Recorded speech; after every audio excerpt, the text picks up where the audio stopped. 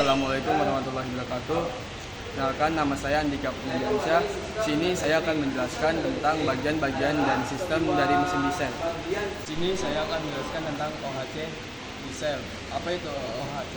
OHC adalah Overhead Concept Engine. Yang mana Overhead Concept Engine itu adalah sebuah sistem yang menggunakan dua katup, yaitu intake dan exhaust. Yang mana ini menggunakan satu crankshaft. Ya, di sini di mesin OHC ini terbagi menjadi 3 sistem, yaitu sistem pengapian, sistem pendingin, dan sistem kelistrikan.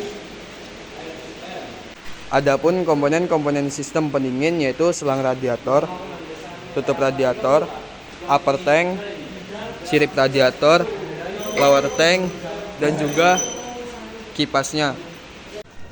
Radiator adalah suatu sistem pendingin pada mesin. Sirkulasinya yaitu reservoir tank disedot masuk ke bagian selang-selang radiator. Setelah itu masuk ke termostat, dan termostat dipompa dan masuk ke bagian pada mesin-mesin sehingga tidak terjadi overhead. Di sini kenapa harus menggunakan air coolant? Karena air coolant memiliki titik didih 100 derajat Celcius sampai 130 derajat Celcius. Kenapa tidak menggunakan air biasa? Karena air biasa memiliki titik didih di bawah 100 derajat Celcius, sehingga dapat membuat mesin pendingin itu rusak. Masuk ke bagian kelistrikan, yaitu di sini ada alternator. Apa itu alternator? Alternator adalah penyuplai kelistrikan bagi komponen-komponen yang menggunakan listrik. Sebelum masuk ke komponen-komponennya, yaitu alternator menyuplai ke baterai atau aki. Masuk ke sistem pengapian, yang mana sistem pengapian ini memiliki tahap yang berbeda, yaitu dari diesel maupun konvensional. Memiliki 4 langkah yang berbeda, yaitu langkah hisap, kompresi, usaha, dan juga buang. Di langkah hisap, mesin konvensional menghisap udara beserta bahan bakar. Terus di mesin diesel menghisap udara bersih dari luar hingga masuk ke tahap kompresi. Di tahap kompresi, konvensional mengompres bagian udara beserta bahan bakar. Masuk ke mesin diesel yaitu mengkompresi udara hingga memanas. Masuk ke tahap usaha, yang mana di tahap usaha konvensional udara yang memanas dan bahan bakar yang telah tercampur dipercikan oleh bunga api dari busi, sehingga terjadilah pembakaran.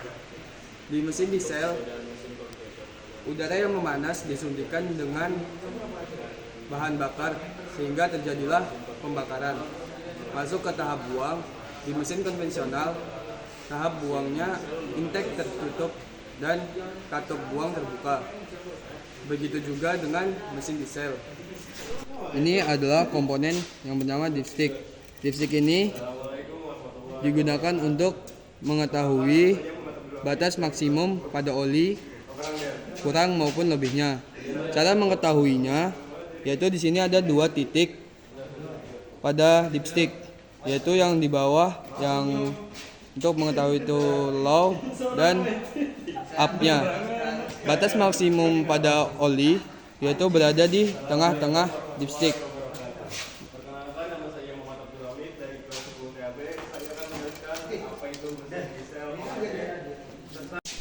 Masuk ke filter bahan bakar, yang mana filter bahan bakar ini berfungsi untuk menyaring bahan bakar yang mana bahan bakar nanti akan masuk ke sistem pembakaran atau ruang bakar. Masuk ke filter oli, yang mana filter oli ini untuk menyaring oli yang akan disalurkan ke mesin. Masuk ke komponen terakhir yaitu tangki oli, yang mana berfungsi untuk menampung oli yang setelah dipakai maupun sebelum dipakai. Itu tadi adalah penjelasan dari saya mengenai mesin diesel. Sekian dari saya. Wassalamualaikum warahmatullahi wabarakatuh.